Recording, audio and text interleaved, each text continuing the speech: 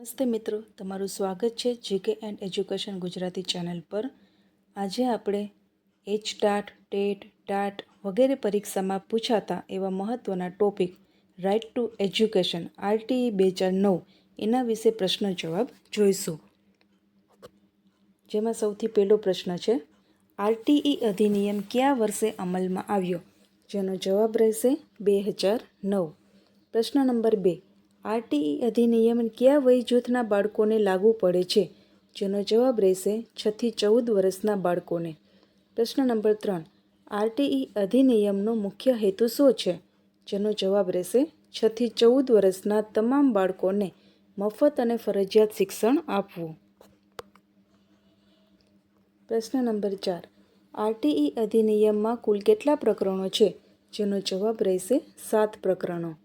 પ્રશ્ન number 5, RTE અધિનિયમમાં કુલ કેટલી કલમો છે? જેનો જવાબ રહેશે 38 કલમો.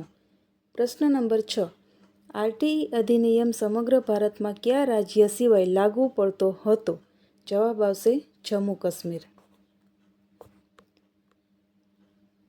પ્રશ્ન નંબર 7, 6 વર્ષથી વધુ ઉંમરના શાળા બહારના બાળકને કયા ધોરણમાં પ્રવેશ આપવામાં આવે છે?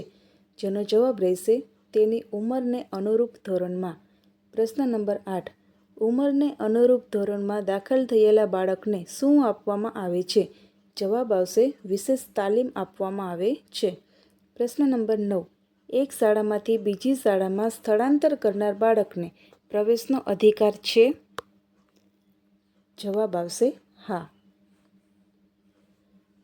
પ્રશ્ન નંબર 10, શાળા સ્થાપવાની જવાબદારી કોની છે? જેનો જવાબ રહેશે યોગ્ય સરકાર અને સ્થાનિક સત્તાંતરની. પ્રશ્ન નંબર 11, શિક્ષણ માટે નાણાંની મુખ્ય જવાબદારી કોની છે? જેનો જવાબ રહેશે કેન્દ્ર અને રાજ્ય સરકારની. પ્રશ્ન નંબર 12, દરેક બાળકને મફત અને ફરજિયાત શિક્ષણ પૂરું પાડવાની જવાબદારી કોની છે? જવાબ રહેશે યોગ્ય સરકારની. પ્રશ્ન નંબર 13, પોતાના વિસ્તારમાં કોઈ બાળક શિક્ષણથી વંચિત ન રહે તેની જવાબદારી કોની છે? જેનો જવાબ રહેશે સ્થાનિક સત્તાંતરની. પ્રશ્ન નંબર 14, બાળકને નજીકની શાળામાં પ્રવેશ અપાવવાની ફરજ કોની છે? જેનો જવાબ રહેશે માતા પિતા અથવા વાલીની. પ્રશ્ન નંબર 15, પૂર્વ પ્રાથમિક શિક્ષણની વ્યવસ્થા કરવાની જવાબદારી કોની છે? જવાબ રહેશે યોગ્ય સરકારની. પ્રશ્ન નંબર 16, પ્રવેશ સમયે બાળકની કોઈ પણ પ્રકારની પરીક્ષા લઈ શકાય? ના. પ્રશ્ન નંબર 17, પ્રવેશ માટે કેપિટેશન ફી લઈ શકાય? ના. પ્રશ્ન નંબર 18, કેપિટેશન ફી વસૂલવા બદલ દંડ થઈ શકે? જવાબ રહેશે હા. પ્રશ્ન નંબર 19, પ્રવેશ માટે ઉંમરનું પ્રમાણપત્ર ન હોય તો પ્રવેશ નકારી શકાય? જવાબ રહેશે ના. પ્રશ્ન નંબર 20, શૈક્ષણિક વર્ષ દરમિયાન બાળકને પ્રવેશ નકારી શકાય? ના. પ્રશ્ન નંબર 21, બાળકને કોઈપણ ધોરણમાં નાપાસ કરી શકાય? જવાબ રહેશે ના. પ્રશ્ન નંબર 22, બાળકને શાળામાંથી કાઢી શકાય? જવાબ રહેશે ના. પ્રશ્ન નંબર 23, બાળકને શારીરિક સજા આપી શકાય? જવાબ રહેશે ના. પ્રશ્ન નંબર 24, બાળકને માનસિક હેરાનગતિ કરી શકાય? જવાબ રહેશે ના. પ્રશ્ન નંબર 25, માન્યતા વગર શાળા ચલાવી શકાય? જવાબ રહેશે ના. પ્રશ્ન નંબર 26, શાળા વિકાસ યોજના કોણ તૈયાર કરે છે? જવાબ રહેશે શાળા વ્યવસ્થાપન સમિતિ એસએમસી. પ્રશ્ન નંબર 27, શિક્ષકોની ભરતી માટેની લઘુત્તમ લાયકાત કોણ નક્કી કરે છે? જવાબ રહેશે કેન્દ્ર સરકાર. પ્રશ્ન નંબર 28, વિદ્યાર્થી શિક્ષક ગુણોત્તર પીટીઆર જાળવવાની જવાબદારી કોની છે? જવાબ રહેશે યોગ્ય સરકાર અને સ્થાનિક સત્તાંતરની. પ્રશ્ન નંબર 29, શિક્ષકને બિનશૈક્ષણિક કાર્યમાં કયા પ્રસંગોએ મૂકી શકાય? જવાબ રહેશે વસ્તી ગણતરી, ચૂંટણી અને આપત્તિ રાહતની કામગીરી માટે. પ્રશ્ન નંબર 30, શિક્ષક ખાનગી ટ્યુશન કરી શકે? ના. પ્રશ્ન નંબર 31, અભ્યાસક્રમ અને મૂલ્યાંકનની જોગવાઈ કયા પ્રકરણમાં છે? જવાબ રહેશે પ્રકરણ 5માં. પ્રશ્ન નંબર 32, બાળકોના શિક્ષણના અધિકારનું રક્ષણ કોણ કરે છે? જવાબ આવશે રાષ્ટ્રીય અથવા રાજ્ય બાળ અધિકાર સુરક્ષા આયોગ. પ્રશ્ન નંબર 33. આરટીઈ હેઠળ ફરિયાદ ક્યાં કરી શકાય? જવાબ આવશે સ્થાનિક સત્તાંતર અથવા નિયત ફરિયાદ નિવારણ સત્તાધિકારી સમક્ષ કરી શકાય છે. પ્રશ્ન નંબર 34. રાષ્ટ્રીય સલાહકાર પરિષદની રચના કોણ કરે છે? જવાબ રહેશે કેન્દ્ર સરકાર. પ્રશ્ન નંબર 35. રાજ્ય સલાહકાર પરિષદની રચના કોણ કરે છે? જવાબ રહેશે રાજ્ય સરકાર. પ્રશ્ન નંબર 36. માર્ગદર્શક સૂચનાઓ આપવાની સત્તા કોને છે? જવાબ રહેશે કેન્દ્ર સરકારને. પ્રશ્ન નંબર 37. નિયમો બનાવવાની સત્તા કોને છે? જવાબ રહેશે યોગ્ય સરકારને. પ્રશ્ન નંબર 38. ધોરણ 1 થી 5 માટે વિદ્યાર્થી શિક્ષક ગુણોત્તર કેટલું છે? 30 વિદ્યાર્થીઓ દીઠ 1 શિક્ષક. પ્રશ્ન નંબર 39. ધોરણ 6 થી 8 માટે વિદ્યાર્થી શિક્ષક ગુણોત્તર કેટલું છે? જવાબ રહેશે 35 વિદ્યાર્થીઓ દીઠ 1 શિક્ષક. પ્રશ્ન નંબર 40. ધોરણ 1 થી 5 માટે વર્ષમાં કેટલા કાર્ય દિવસ ફરજિયાત છે? જવાબ રહેશે 200 કાર્ય દિવસ. પ્રશ્ન નંબર 41. ધોરણ 6 થી 8 માટે વર્ષમાં કેટલા કાર્ય દિવસ ફરજિયાત છે? જવાબ રહેશે 220 કાર્ય દિવસ. પ્રશ્ન નંબર 42. ધોરણ 1 થી 5 માટે વર્ષમાં કેટલા શિક્ષણ કલાક ફરજિયાત છે? જવાબ રહેશે 800 શિક્ષણ કલાક. પ્રશ્ન નંબર 43. ધોરણ 6 થી 8 માટે વર્ષમાં કેટલા શિક્ષણ કલાક ફરજિયાત છે? જવાબ રહેશે 1000 શિક્ષણ કલાક. પ્રશ્ન નંબર 44. આરટીઈ અધિનિયમમાં કલમ 1 શેના વિશે છે? જવાબ રહેશે ટૂંકું શીર્ષક, વ્યાપ અને પ્રારંભ વિશે. પ્રશ્ન નંબર 45. આરટીઈ અધિનિયમમાં કલમ 2 શેના વિશે છે? જેનો જવાબ રહેશે વ્યાખ્યાઓ વિશે. પ્રશ્ન નંબર 46. આરટીઈ અધિનિયમમાં કલમ 3 શું દર્શાવે છે?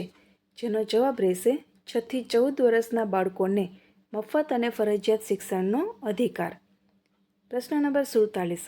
આરટીઈ અધિનિયમમાં કલમ 4 શું દર્શાવે છે?